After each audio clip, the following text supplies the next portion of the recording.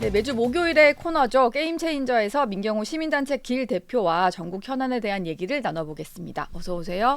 안녕하세요. 민경호입니다. 네, 영수회담을 지난주 금요일에 윤석열 대통령이 제안을 했고 의제 조율을 하고 있는 중인데요. 원래는 이번 주 중에 열릴 예정이었거든요. 근데 아무래도 이번 주는 못 열릴 것 같아요. 오늘 실무협의가 두 번째로 열린다고 하는데 좀 조율이 될 거라고 전망하십니까? 저는 점점 긴장이 고조되고 약간 예. 좀 파란 또는 파국으로 이어지지 않는가 싶습니다. 3자의 이해 구성이 좀 다른 건데 대통령이 있고 그다음에 이재명 대표가 있고 바깥에서 장외에서 워낙 강경한 여론이 지금 올라오고 있기 때문에 네. 쉽지 않을 걸로 보입니다. 쉽지 않을 걸로 보인다. 일단 민주당이 너무 강경한 카드들만 내세우는 것 같아요. 어제 최고위원회에서 이재명 대표 같은 경우에도 최상병 특검을 반드시 하라는 게 국민의 뜻이다. 뭐 이렇게 특검법 관철시키는 거를 좀 강조를 했고, 일단 국민의힘은 반대하는 상황이거든요. 이 최상병 특검도 있고 김건희 여사 특검법까지도 같이 얘기를 하겠다는 것 같아서 예. 이럴 경우에는 좀 접점이 안 만들어질 것 같긴 지금 한데요. 두 가지가 있을 것 같은데 하나는 최상병 특검 하나만으로도 예. 영수회담 전체를 깰 수도 있는 의제잖아요. 네. 근데 그것만이 아니라 김건희 특검 25만 원 뭐 거부권까지 계속 들고 나오고 있는 거고 예. 그런 것들이 어떠한 동기에 의해서 이루어지고 있냐면 영수회담이 깨져도 좋다. 그 대통령을 이번 기회에 굴복시켜야 된다. 이런 어떤 강경 여론이 밑바닥에서 올라오고 있기 때문에 네. 상당히 위험한 상태 같습니다. 오히려 민주당은 받을 수 없는 걸 계속 던지면서 판을 예. 저쪽에서 그렇게 깨주길 보입니다. 바란다. 예. 아, 이렇게 보시는 거군요. 어제 그래서인지 그 민주당 진성준 정책위 의장이 이런 얘기를 했더라고요. 이재명 대표가 뭐가 아쉬워서 회담 제의한 게 아니다.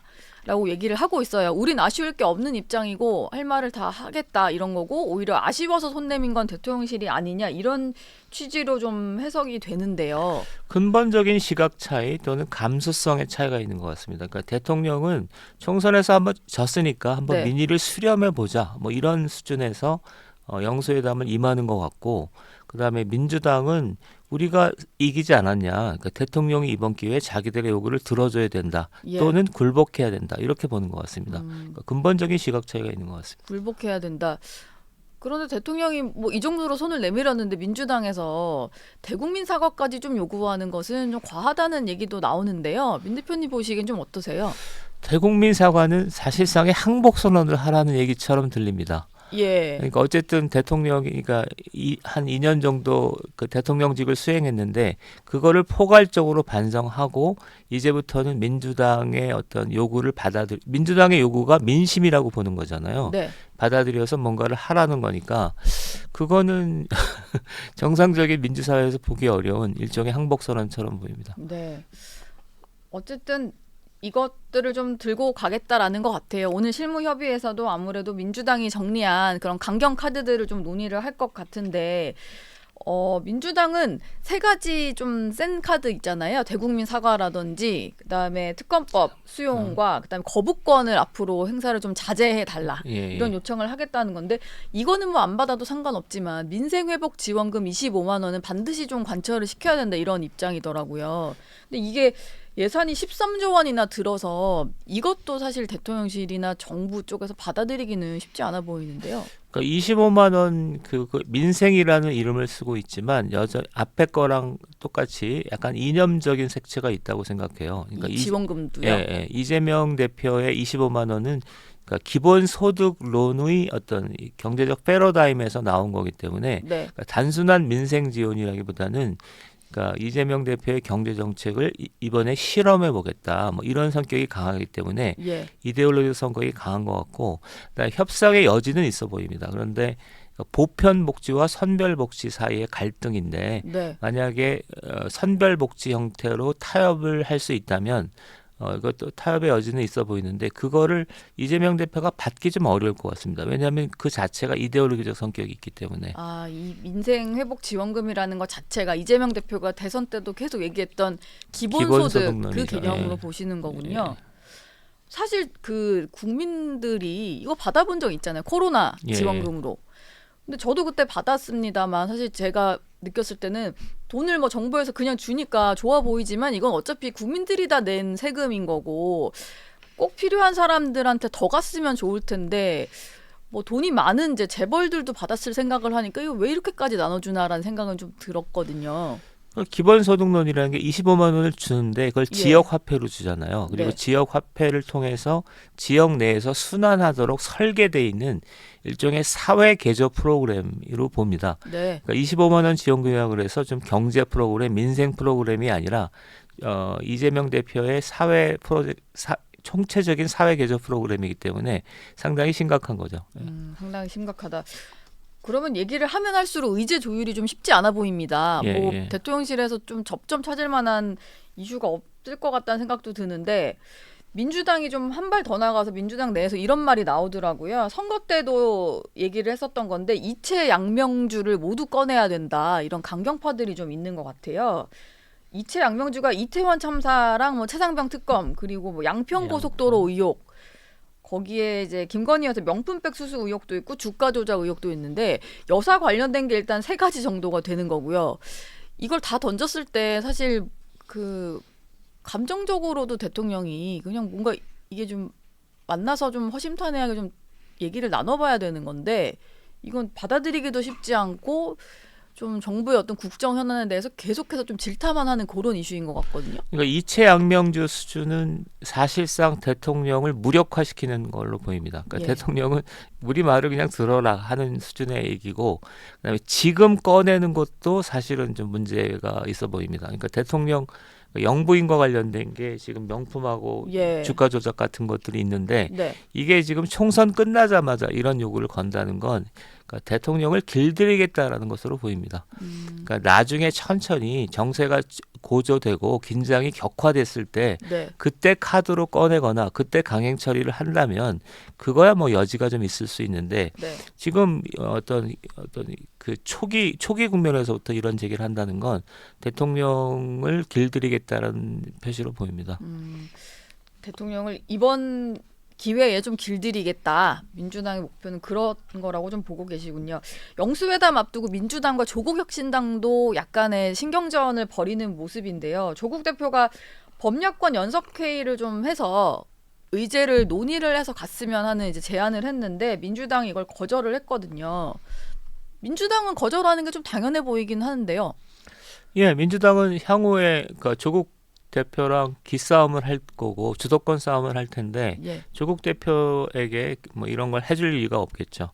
그다음에 조국 대표의 중대한 좌절 중에 하나는 최근에 서기화 민주연합 소속으로 됐던 비례대표가 예. 서기화 김의원 대표가 네. 민주당으로 정당을 결정을 했거든요. 그러면 예. 교섭단체 구성에 어떤 하자가 생겼기 때문에 두 가지 모두에서 지금 향후 주도권 싸움에서 문제가 생겼죠. 그 더불어민주연합이랑 합당하면서 남은 예, 분들을 두 사람. 얘기를 하시는 것 같은데 원래는 그게 더불어민주당만의 비례 정당이 아니었고 예, 예. 연합이다 보니까 원래 소속으로 돌아가게 되어 있는데 4명만 돌아가고 10명이 남았더라고요. 예, 예. 그렇게 되면서 지금 좀 말씀하신 대로 교섭단체는 좀 점점 좀 요원해지는 거 아닌가라는 예, 생각이 예. 드는데 민주당도 어찌 보면 말을 좀 바꾼 거 아닙니까? 원래는 교섭단체 요건 완화해 줄 수도 있을 거다 이런 말을 총선 전에 했던 걸로 기억을 하는데요. 그렇죠. 그러니까 조국혁신당이 이렇게까지 커질 줄 몰랐을 거고, 예. 그다음에 처음에는 그냥 순진하게 그냥 어떤 당위적으로 아마 합당까지도 고려했을 걸로 보입니다.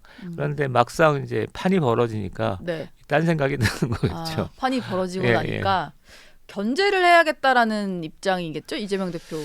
이재명 대표는 이제 사법 리스크가 이제 본격화되면서 굉장히 복잡한 국면으로 갈 거잖아요. 네. 그런데 조국이 어쨌든 조국혁신당이 잠재적 경쟁자로서의 의미가 강해지고 있기 때문에 아마 이렇게 하는 게 상식적으로 보입니다. 상식적인 행동으로 보인다. 한동훈 전 비대위원장 얘기로 좀 넘어가 보겠습니다. 최근에 한동훈 전 위원장이 기사가 좀 많이 나오고 있는 상황인데요.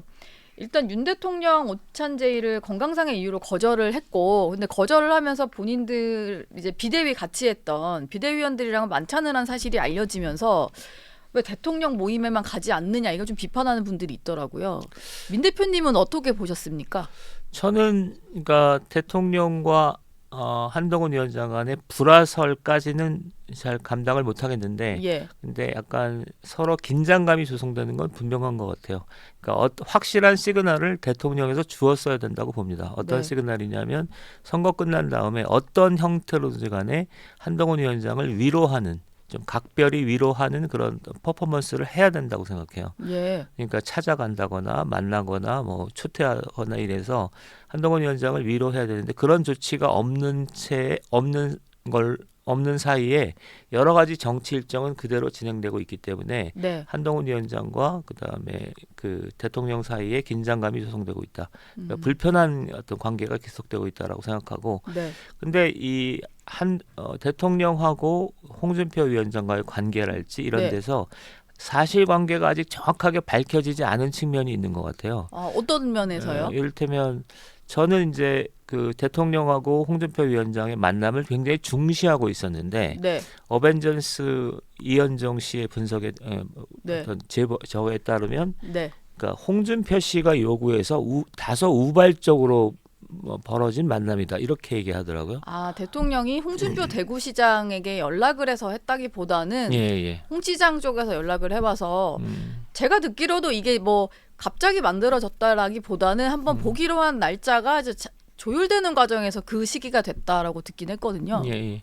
그래서 지금 첫 번째는 이제 가장 중요한 메시지는 선거 끝나고 나서 대통령이 한동훈 위원장을 위로하는 그런 어떤 행사가 있어야 된다. 네, 그게 누락된 게 가장 명백한 메시지인 것 같고, 예, 그다음에 대통령 측의 일종의 구상들이 있잖아요. 네. 비서실장이지 뭐 쭉 있었고, 그다음에 홍준표 대구시장과의 만남이 있었고, 이건 대통령 발인데 예, 그게 누락된 채로 그런 것들이 진행되고 있기 때문에 대통령이 어느 정도는 한동훈 위원장에 대해서 불편한 마음을 갖고 있구나, 이렇게 볼 수 있겠죠. 예, 그다음에 반대로 이제 대통령이 이제 초대를 했는데 이제 비대위원 뭐 이런 네. 이것들이 있잖아요. 예, 식사를 거절한 이런 한동훈 위원장의 태도도, 그다음에 페이스북에 올린 글들을 고려하면 역시 그 정확한 사실들은 좀 확인해 봐야 될 것 같긴 한데, 네. 한동훈 위원장도 대통령에 대해서 역으로 불편한 감정을 갖고 있다고 저는 생각합니다.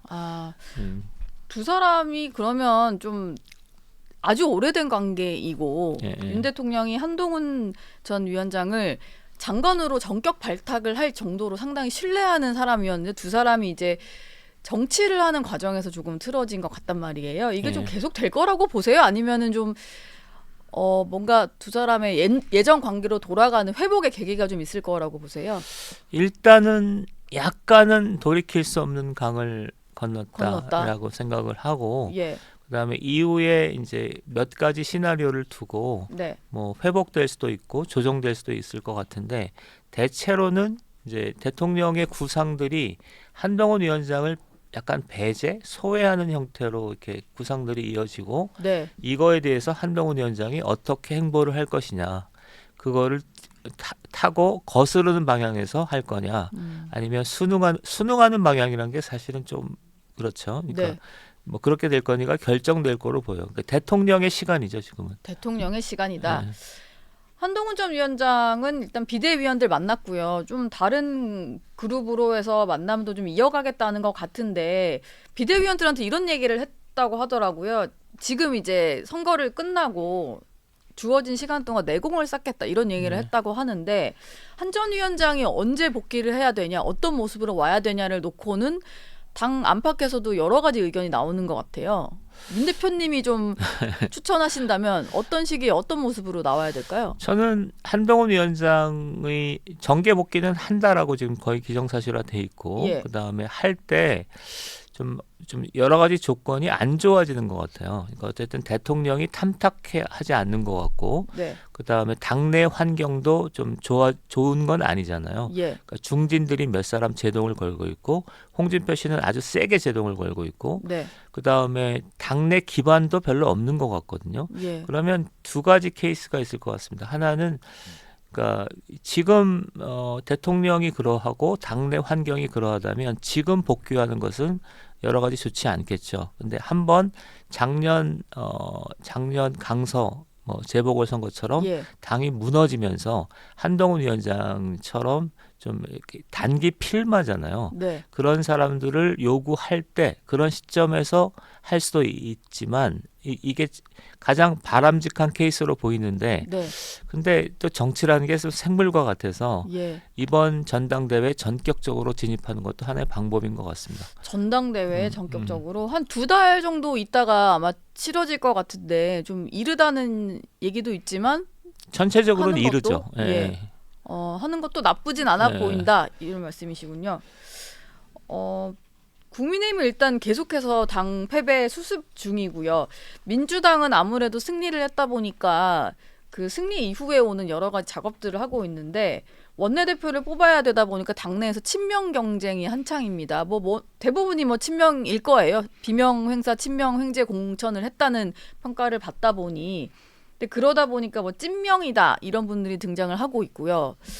국회의장 간에도 좀 신경전이 한창인 것 같은데 조정식, 추미애, 정성호 이 세 분이 지금 일단 유력한 친명 경쟁자들이거든요. 어떤 분이 좀 되는 것이 정치 지형상 좀 바람직할까요? 저는 추미애 씨만 안 됐으면 좋겠습니다. 추미애 당선인만. 그러니까 친명인 건 어쩔 수 없잖아요. 예. 선거 결과가 그러하기 때문에 그건 당연히 받아들일 수 있는 것 같고 그다음에 제가 보건대는 조정식이나 정성호 씨는 그래도 친명이지만 예. 합리성을 좀 갖고 있는 것 같고 추미애 씨는 국회의장은 그래도 최소한의 공정성, 그다음에 합리성 이런 건 갖춰야 되는데 너무 네. 편파적이지 않을까? 이런 편파적이어야 한다는 얘기를 공공연하게 한다는 건 예. 저건 좀 어이가 없는 얘기입니다. 예. 의장은 폼재는 자리 아니다. 검찰 개혁을 예. 해낼 거다. 이런 얘기를 하고 있는데 국회의장을 하겠다고 하면서 그러다 보니까 당 지지층은 추미애 전 장관을 국회의장으로 뽑아달라 이렇게 민주당 의원들한테 벌써부터 문자를 보내고 있다고 하더라고요. 근데 당원들이 뽑는 건 아닙니다만 의원들 입장에서도 그런 식으로 지지자들한테 문자 폭탄을 받다 보면 영향을 좀 받을 수도 있지 않을까요? 지금 먼저 하고 싶은 얘기는 그런 문자 폭탄 같은 게 민주당한테 부메랑이 돼서 돌아올 가능성이 매우 높은 것 같습니다. 그러니까 이재명 대표도 이제 총선을 끝났으니까 약간 완급 조절도 좀 해야 되고 네. 대통령과 만남도 가져야 되잖아요. 이거 대통령과 만나면 타협도 해야 되는데 밑에서부터 그런 강경 여론이 막 치받고 올라오게 되면 그게 어떤 당을 질서 있게 끌고 가기보다는 네. 어떤 대책 없는 어떤 난마처럼 끌고 갈 가능성이 있기 때문에 예. 그게 그런 것 같고 그 다음에 전체적으로 민주당 내에 지금 불과 선거가 끝난 지 20일 정도 된 거고 그다음에 네. 아까 국회 개원도 안 한 상태잖아요. 그렇죠. 안 한 상태에서 저렇게까지 강경 여론이 형성되는 건 참 바람직하지 우려할 않아 만한 보인다. 상황입니다. 예. 또 한 가지가 있는데 이재명 대표 연임론을 띄우면서 지지자들 사이에서는 온라인 서명운동 이런 거 받고 있거든요. 그리고 이재명 대표도 당원들의 영향력을 좀 더 키우는 방안을 언급을 하고 있고 이건 좀 정치 전체로 봤을 때도 방향성에 있어서 당원들이 사실 정당에 어떤 영향을 행사하는 거는 좀 당연하다고 볼 수 있겠지만 너무 이제 한쪽 성향의 당원들 목소리만 커지는 건 문제가 있지 않는가 싶은데요. 지금 민주당의 개딸 성향의 어떤 정치적 흐름은 예. 정세를 잘못 읽고 있는 거라고 저는 생각합니다. 정세가 그러니까 선거에서 민주당이 압승을 하긴 했지만 그게 절대적인 압승, 무조건적인 신뢰라기보다는 나름 어떤 견제된 그런 측면이 있거든요. 그런데 네. 민주당의 저런 폭주 또는 강경 여론이 형성되는 건 이후에 어떤 사태를 좀 그르칠 가능성이 큰 것 같죠. 네. 근데 그렇게 생각합니다. 사태를 그르칠 가능성이 크다. 예. 얘기를 하다 보니까 시간이 훌쩍 지났는데 민경훈 대표님이 저희 4개월 동안 이 게임 체인저를 맡아주셨는데 오늘 게임 체인저가 마지막 시간이라서 저랑도 인사를 나누셔야겠지만 시청자분들께도 마지막 인사 한 말씀 부탁드리고 싶어요. 노은지 차장님 외 여러 스태프들에게 감사드리고요. 저는 네. 좋은 경험이었습니다. 즐거운 경험이었습니다. 네. 민경호 대표님은 다른 자리에서 또 모시도록 하겠습니다. 오늘 말씀 여기까지 듣겠습니다. 고맙습니다. 고맙습니다.